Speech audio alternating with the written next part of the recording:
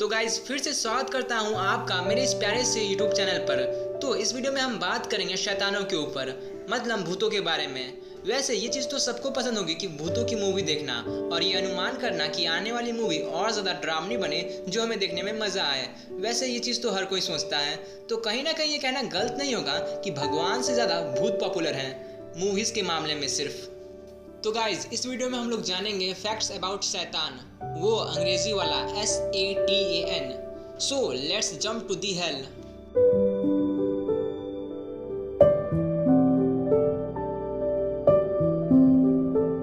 वैसे वो लाइन मजाक थी। नाउ शैतान को हम भूत बोले, पिशाच बोले, चुड़ैल या फलाना ठिकाना ढिलाना, मतलब सेम है, वे बुराई को दर्शाते हैं। सदियों से बहुत सारे रिलीजियस टेक्स्ट में शैतानों को भगवान का दुश्मन बताया जाता है, जो हम सब जानते हैं।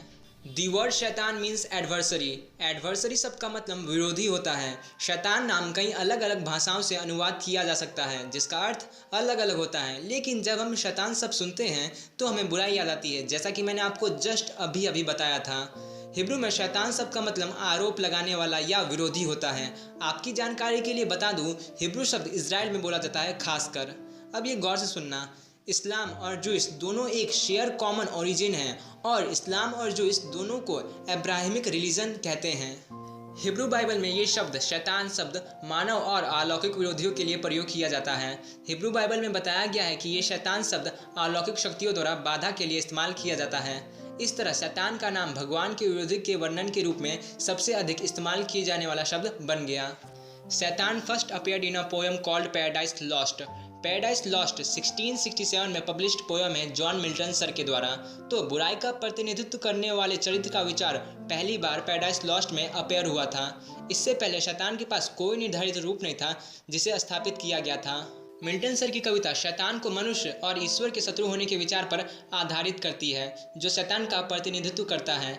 यह स्पष्ट करने और परिभाषित करने में मदद करने वाले पहले किताबों में से एक था कि शैतान क्या है। देखो, हिंदू माइथोलॉजी, बुद्धा माइथोलॉजी और भी बहुत सारे माइथोलॉजी में राक्षस का जिक्र है, शैतान का नहीं, राक्षस या असुर का। पर इस्लाम धर्म, क्रिश्चियन धर्म और भी बहुत सारे धर्म में इविल, बुराई को शैतान के नाम से रिप्रेजेंट किया जाता है। मतलब ये है कि नाम अनेक हैं पर काम सबके सेम है, बुराई को दर्शाना। इस चीज़ को आप और भी बेहतर तरीके से समझ सकते हैं। जैसे मान लो मार्वल और DC दोनों सेम हैं, मतलब दोनों कॉमिक्स कंपनी है, तो दोनों के पास अपने अपने हीरो और विलन है। जैसे मार्वल में आयरन मैन और DC में बैटमैन, दोनों सेम है, मतलब दोनों के काम एक हैं, दोनों रिच हैं, दोनों अपने गैजेट से फाइट करते हैं, मतलब दोनों के पास कोई भी सुपर पावर्स नहीं होते हैं। तो मेन गोल क्या होता है उनका? Help people. वैसे ही शैतान और असुर भी सेम है। नहीं, यहाँ पे आप लोग वो हीरो सीरियल का कॉन्सेप्ट नहीं लगा सकते हैं कि असुर ही एलियंस हैं। ये थोड़ा अटपटा साउंड करता है और अजीब सा लगता है। हाँ, मैंने देखा था वो सीरियल हीरो गायब मोड ऑन। अब देख रहा हूँ अली बाबा दास्तान काबुल। कम ऑन, देखना चाहिए, अच्छी बात है। हाँ, तो मैं ये बोल रहा था कि शैतान हो, असुर हो या राक्षस हो, तीनों का मेन मोटो एक ही है, बुराई फैलाना। शैतान was not always a character to be fearful of. Middle age में शैतानों को हंसी के पात्र और एक ऐसे चरित्र के रूप में देखा जाता था जो परमेश्वर को अधिक परेशान करते थे। पता नहीं यहाँ पे हंसी के पात्र क्यों लिखा है, शैतान कल भी बुरे थे और आज भी। खैर, नाटकों में शैतानों को अक्सर हास्य मूर्ख के रूप में चित्रित किया जाता था, जो न केवल अनानी थे चरित्र में बल्कि दिखने में बदसूरत भी थे। American historian Jerry Burton Russell sir ने शैतानों को मिडिल एज में भयानक से अधिक दयनीय और रिपल्सिव यानी घृणा वाले पात्र के रूप में वर्णित किया। द गोल्डन लेजेंड नामक लेखों की कलेक्शन जो 1260 ईस्वी के आसपास के हैं, जिसमें शैतानों के संतों के साथ मुठभेड़ की कहानी बताई गई है, जिसमें बताया गया है कि कैसे संतों ने अपनी बुद्धि से शैतानों पर विजय प्राप्त की। 1430 के दशक तक शैतानों को जादू टोने से नहीं जोड़ा गया था और ये वही समय था जब उसे एक भयभीत चरित्र के रूप में देखा जाने लगा। शैतान नंबर इज 666। पता है 666 यानी 666 को शैतान का नंबर कहा जाता है, जो शैतान या किसी दुष्ट आत्मा को दर्शाता है, नंबर 666। और वहीं पे 777 यानी 777 भगवान यानी गॉड का नंबर कहा जाता है। रेविलेशन ऑफ द टेस्टमेंट, जो कि बाइबल का एक पार्ट है, चैप्टर 13 में सबसे पहले ये बताया गया था कि नंबर 666 का कनेक्शन है शैतानों के साथ। नंबर 666 मनुष्य की संख्या मतलब मैंस नंबर और एक आदमी की संख्या मतलब the number of a man. उसी बुक ऑफ रेवलेशन में 666 नंबर को रोमन सम्राट नीरो को दिया गया नंबर था, क्योंकि वह नंबर उनके नाम का न्यूमेरिक वैल्यू था। न्यूमेरिक वैल्यू ये सब न्यूमरोलॉजी है। नीरो सम्राट एक दुष्ट और शातिर शासक थे, इसीलिए ये वह जगह है जहाँ से संख्या 666 और बुराई का जुड़ाव पैदा हुआ बुक ऑफ रेवलेशन में।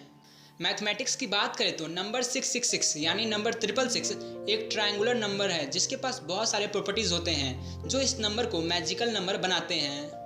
कुछ लोग नंबर 666 को इतनी गंभीरता से ले लेते हैं कि वे 666 के साथ सभी संबंधों से बचते हैं, क्योंकि उन्हें डर है कि यह शैतान का काम है। शैतान is one of the 7 Prince of the hell. 1409 के दशक में जॉन वाइक्लिफी ने एक सूची बनाई गिरे हुए एंजल्स यानी स्वर्ग से निकाले हुए स्वर्गदूतों की, जो कि अपने पापों के द्वारा परीक्षा में थे। अब जरा गौर से सुनना। माइकल के खिलाफ लड़ाई में लूसीफर के साथ दुष्ट पापों के लिए प्रत्येक राजकुमार स्वर्ग से गिर गए। मतलब यह है कि उन्हें स्वर्ग से निकाल दिया गया। स्वर्ग के देवों को निकाल दिया गया स्वर्ग से, जो शैतान बने। Sound interesting? लूसीफर अपने घमंड के कारण स्वर्ग से निकला या गिरा। लूसीफर को स्वर्ग में उसकी स्थिति के कारण सबसे खराब के रूप में देखा जाता है। ईर्ष्या के कारण बेल्ज़ेबुब गिर गए। शैतान ये अलग नाम है शैतान का, जो क्रोध के कारण गिर गया, मतलब स्वर्ग से गिर गया, स्वर्ग से निकाल दिया गया। अबदोन आलस से, मैमोन लालच से, बेल्फेगोर पेटूपन। मुझे लगा शैतान लोग को भूख नहीं लगती होगी, तो शायद इसीलिए छोटे बच्चों को शैतान कहते हैं, क्योंकि वे भी तो पेटू होते हैं। पर एक बात है, पेटू होने पर स्वर्ग से निकाल देना, पेटू होना कौन सी बुरी बात है। खैर, और आखिरी एस्मोडियस फॉर लस्ट। यद्यपि हर एक पाप को एक एंजल के साथ लेवल किया गया है, क्योंकि हर एक एंजल यानी देवदूत पहले स्वर्ग में थे। उन्हें अपनी गलती के कारण, पापों के कारण स्वर्ग से निकाल दिया गया। तो सभी पापों को हम शैतान के रूप में जानते हैं। शैतान को कभी कभी सभी 7 पापों के समरी के तौर पर इस शैतान शब्द का प्रयोग करते हैं। मतलब SATAN शब्द में 7 पाप आते हैं, जिसमें एक शैतान नामक पाप भी है। सो कंफ्यूज मत होना, ठीक है। क्रोध को सबसे शक्तिशाली पापों में से एक के रूप में देखा जाता है, इसीलिए शैतान बुराई के लिए सबसे आम नामों में से एक नाम बन गया है। इसलिए मैं 2 बार शैतान बोल रहा हूँ। पहला 7 पापों के समरी के तौर पर, और दूसरा 7 पापों में एक पापी का नाम शैतान है। शैतान हैज़ एन एंटूरेज ऑफ डीमंस। शैतान नर्क में अकेले नहीं है, उनके पास समान रूप से दुष्ट और पापी चरित्रों की भीड़ है। ये बात मुझे नहीं पता थी, मुझे लगा बाइबल में सिर्फ 7 शैतान है, बट आई एम रॉन्ग। शैतान से जुड़े सर्वेंट का सबसे आम रूपी नाम है एक दानव / डीमन। डीमन शैतान द्वारा बुलाए जाते हैं और आमतौर पर एक बुरी आत्मा के रूप में होते हैं। शैतान इन आत्माओं को मृतक मतलब मरने के बाद प्राप्त करते हैं जिन्होंने पृथ्वी पर पाप किए थे, या वैकल्पिक रूप से वो अन्य गिरे हुए स्वर्गदूत / एंजल जो लूसीफर के साथ आए थे। दुष्ट आत्माएं / डीमन पृथ्वी पर शैतान की सभी इच्छा को पूरा करने के लिए तैयार हैं, चाहे वो मनुष्यों को नुकसान पहुंचाना हो या डराना, और मनुष्यों को पापी कार्यों के लिए उकसाना भी। इससे आपको वो कंज्यूरिंग यूनिवर्स की movie the conjuring the devil made me do it, शैतान ने मुझसे करवाया, याद तो आते ही होगी। मैंने वो देखा था, वो अच्छी मूवी है सच में, और शायद आप लोगों ने भी वो मूवी देखी होगी। चलिए आगे बढ़ते हैं। डीमन शब्द ग्रीक शब्द डेमिना से आया है, जो आत्मा / स्पिरिट और गाइड / मार्गदर्शक शब्दों से जुड़ा हुआ है, और अनिवार्य रूप से एक डीमन ये दोनों हो सकता है, स्पिरिट और गाइड भी। मतलब हमें अच्छाई के बजाय बुराई की ओर ले जा सकता है। शैतान is heavily linked to witch and witchcraft. जादू टोना, परियों और जादू पर हजारों वर्षों से विश्वास किया जाता आ रहा है, लेकिन यह 15वीं शताब्दी तक था कि कुछ पहलू शैतान के साथ जुड़ गए। 15वीं शताब्दी से पहले जो लोगों के जीवन में चमत्कारी चीज़ें होती थी, तो लोग उसे नॉर्मल रिप्रेजेंटेशन समझते थे भगवान की और कभी कभार शैतान की। 15वीं शताब्दी में संगठित शैतानी जादू टोना की अवधारणा जादू पर एक आम धारणा बनने लगी। पता है, कुछ नहीं आप लोगों को समझ में आया, मैं समझाता हूँ। 15वीं शताब्दी में ये जादू टोने का कॉन्सेप्ट भूतों से जोड़ा गया, जो कि एग्जैक्टली है भी, जिसे ब्लैक मैजिक या काला जादू भी कहते हैं। पूरे यूरोप में 13वीं शताब्दी में ईसाई चर्चों ने जादू टोने को बुराई का कार्य करार कर देना शुरू कर दिया, और यह भी कि चुड़ैल शैतान की दासी है। उस समय लोग अधिक शिक्षित होते जा रहे थे, इसीलिए प्राचीन धार्मिक ग्रंथों को अधिक विस्तार से समझ सकते थे। इसका मतलब ये हुआ कि शैतान के बारे में टेक्स्ट मतलब शैतानों के द्वारा लिखा गया या फिर किसी इंसान के द्वारा जो शैतान के वश में हो, उसके द्वारा लिखा गया शैतानों का ग्रंथ मनुष्य को उनके पास बुलाने का काम करता है और मनुष्यों को लुभाता है और उनके दैनिक स्थितियों पर काबू पा लेता है। ईसाई चर्च जादू टोने के खिलाफ था, इसीलिए चुड़ैलों को भगाया गया, जिससे वे चुड़ैल शैतान से जा मिले। ये तब था जब शैतानों को परमेश्वर के विरोधी के बजाय एक सक्रिय शत्रु के रूप में देखा जाने लगा। शैतान was once an angel named Lucifer. इस्लाम और ईसाई धर्म दोनों में शैतान को आमतौर पर गिरे हुए फरिश्ते और कभी कभार जिन के रूप में जाना जाता है। इन दोनों धर्मों में कहानी ये है कि लूसीफर भगवान के विरुद्ध गया और उसे स्वर्ग से भगा दिया गया। कुछ वेरिएशन कहानी को ऐसे बताती है कि जब एक वक्त आया कि जब मानवता के कष्ट को ख़त्म करने के लिए किसे चुना जाए, तब यीशु यानी जीसस को चुना गया, जिससे लूसीफर को बुरा लगा और उसका गर्व उसी पर हावी हो पड़ा और एक फॉलन एंजल बन गया। मतलब लूसीफर सुंदर था दिखने में और बुद्धिमान देवदूत था, पर अपनी जगह जीसस को चुनता देख उसे बहुत बुरा लगा और अपने ऊपर गर्व को हावी होने दिया। अपने ऊपर गर्व हावी होने के कारण उसे निकाल दिया गया स्वर्ग से। अन्य स्वर्ग दूतों की तरह उसके पास विकल्प था, पर उसने अपने पापों को अपने ऊपर हावी होने दिया और परमेश्वर की इच्छा के विरुद्ध जाने दिया। लूसीफर ने अपनी शक्तियों और बुद्धि को कभी नहीं खोया और भगवान के विरुद्ध नेतृत्व करने के लिए जाना जाता है।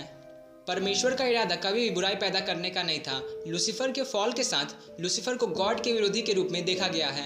तो मैंने आपको शैतान शब्द के बारे में बता दिया। हाँ, मैंने इसमें हिंदू माइथोलॉजी, बुद्ध माइथोलॉजी और भी अलग अलग सी माइथोलॉजी का जिक्र नहीं किया, क्योंकि उन शब्द में शैतान शब्द का जिक्र नहीं है। वहाँ पे असुर हैं तो राक्षस हैं। तो इस शैतान शब्द का जिक्र अधिकांश क्रिश्चियन और इस्लामिक ग्रंथों में किया गया है। तो भूलना मत, शैतान हो, असुर हो या राक्षस हो, तीनों का काम एक ही है, बुराई फैलाना।